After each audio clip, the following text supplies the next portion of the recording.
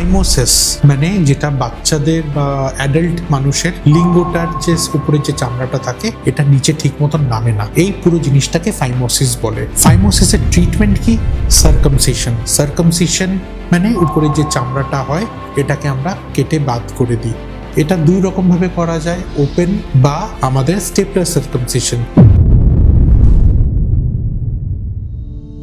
Hello, doctor Saurav Dhar, consultant general laparoscopic GI surgeon, শিমন্দির মুক্তা nursing home, Siliguri. আমাদের মা বাবাদের কাছে এটা সাজেশন থাকে, ছেলে বাচ্চাদের যখনই ইভেন জন্মের পর থেকে ওদের জন্য লিঙ্গের চামড়াটার উপর যেটা চামড়াটা থাকে ওটা যেন প্রত্যেকদিন স্নান করার সময় পুরোটা নামানো হয়। নামিয়ে ভিতরে নোংরা জমে, যেটাকে ইংলিশে স্মেগমা বলে, এটা কিন্তু ক্যান্সারাস। তো এটা যেন না জমতে পারে, তো প্রত্যেক দিন বা প্রত্যেক 2 দিন 3 দিনে একবার জন্য মা বাবারা বাচ্চাদের এই লিঙ্গটার যে চামড়াটা হয় এটা প্রত্যেকদিন টেনে যেন খুলে এই জায়গাটার জন্য সাবান জল দিয়ে পরিষ্কার করা হয়, আবার যেন লিঙ্গর চামড়াটা বন্ধ করে দেয়। এটা যদি রেগুলার ভাবে করা যায় তাহলে আপনারা সার্জারি থেকে বাঁচতে পারবেন। না হলে যদি এটা না করা হয়, চামড়াটা যত বড় হয় বাচ্চা, চামড়াটা মোটা হয়ে যায়, আর তারপরে দেখা যায় যে আমাদের সার্জারি করতে হচ্ছে বা সার্কামসিশন করতে হচ্ছে। অ্যাডাল্টসরা কিভাবে বাঁচতে পারে সার্কামসিশন থেকে? ইউজুয়ালি কি হয়, যদি সুগার বা ডায়াবেটিস হয় তাহলে দেখা যায় যে পেচ্ছাপের মুখটা মোটা হয়ে যাচ্ছে, ওই জায়গাটা কেটে যাচ্ছে বা চুল করছে,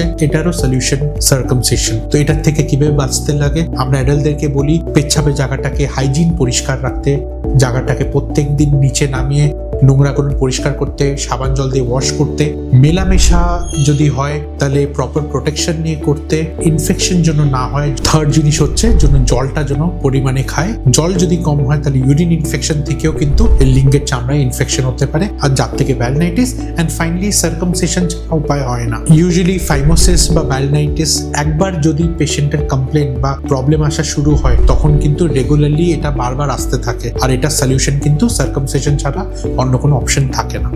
থ্যাংক ইউ।